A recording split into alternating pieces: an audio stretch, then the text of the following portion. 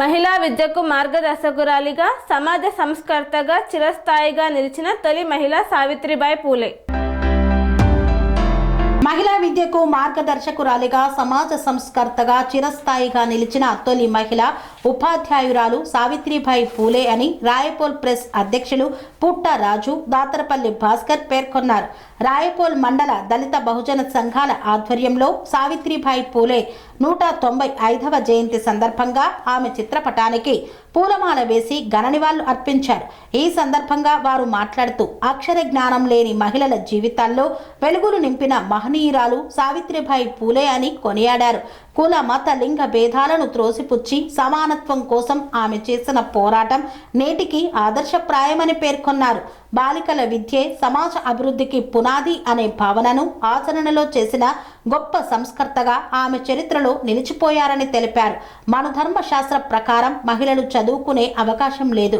ఎన్నో నిర్బంధాలు, అవమానాలు, దాడులు, అణిచివేతలను ఎదుర్కొని తన భర్త జ్యోతిరావు పూలే సహాయంతో విద్యాబుద్ధులు నేర్చుకొని దేశంలో మొట్టమొదటి మహిళా ఉపాధ్యాయురాలిగా ఎంతో మంది బడుగు బలహీన వర్గాల మహిళలకు చదువు నేర్పించారు. ప్రత్యేకంగా ఆడపిల్లలను చదివించేందుకు ఎదురైన అవమానాలు, కష్టాలను ధైర్యంగా ఎదుర్కొని విద్యాబోధన కొనసాగించిన సావిత్రిబాయి పూలే త్యాగాలు చిరస్మరణీయమని పేర్కొన్నారు.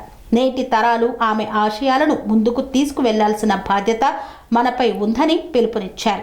ఈ కార్యక్రమంలో దళిత బహుజన సంఘాల నాయకులు సొక్కం స్వామి, శ్రీనివాస్ స్వామి, శ్రావణ్ కుమార్, లింగం, బాలకృష్ణ, బొల్లం రాజేష్ తదితరులు పాల్గొన్నారు.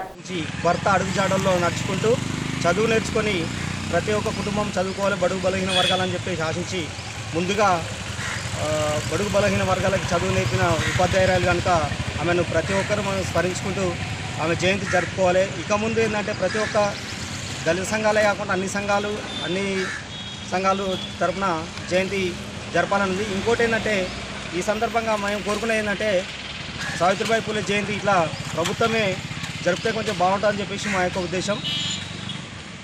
జోహార్.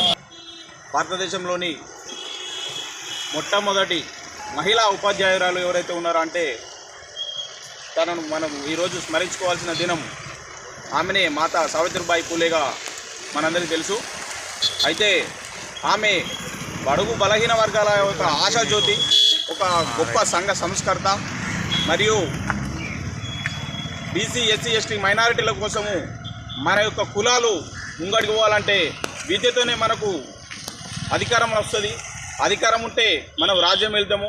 ప్రతి ఒక్కరు కూడా వంటకే పరిమితం కాదు, మేము కూడా చదువుతాము. సమాజంలో పురుషులకు స్త్రీలకు కూడా సమాన న్యాయం కావాలని చెప్పి ఆ రోజు మొదటగా మన జ్యోతిరావు పూలే గారు అన్నారు. తన ద్వారానే తన భార్యకు కూడా అతను చదువు చెప్పించి ఈ యొక్క సంఘానికి నీతిని కూడా కావలసినంత మేలు జరగాలని చెప్పి తన భార్యను సైతం ఉపాధ్యాయురాలుగా మార్చి మొట్టమొదటగా పూణేలో ఒక పాఠశాల ప్రారంభించారు. అక్కడి నుంచి ఆ యొక్క పాఠశాలను పెంచుకుంటూ ఈరోజు భారతదేశ వ్యాప్తంగా కూడా మనకు పాఠశాలలు వచ్చినాయి. ప్రతి ఒక్కరు కూడా విద్యారంగంలో అలాగే రాజకీయ రంగంలో కూడా అన్ని రంగాల్లో తమకు కూడా స్వాతంత్రం ఉండాలి అని చెప్పి ఈరోజు భారతదేశానికి ఒక గొప్ప మేధావి అయినటువంటి మాతా సావిత్రిబాయి పూలే జయంతి సందర్భంగా ప్రతి ఒక్కరూ ఈరోజు మనం ఘన నివాళులు అర్పిస్తూ ఈరోజు రాయపూర్ మండల కేంద్రంలో కార్యక్రమం జరుపుకుంటున్నాము. జనవరి 3 సావిత్రిబాయి పూలే 195వ జయంతి సందర్భంగా రాయపూర్ మండల కేంద్రంలో దళిత బహుజన సంఘాల ఆధ్వర్యంలో మాతా సావిత్రిబాయి పూలే జయంతి నిర్వహించుకోవడం జరిగింది. ఈ సందర్భంగా ఒక్కసారి మనము ఆమె చేసిన సేవలు, ఈ దేశానికి ఆమె అందించిన సేవలను గుర్తు చేసుకోవాలని ఈ సందర్భంగా నేను తెలియజేస్తున్నాను.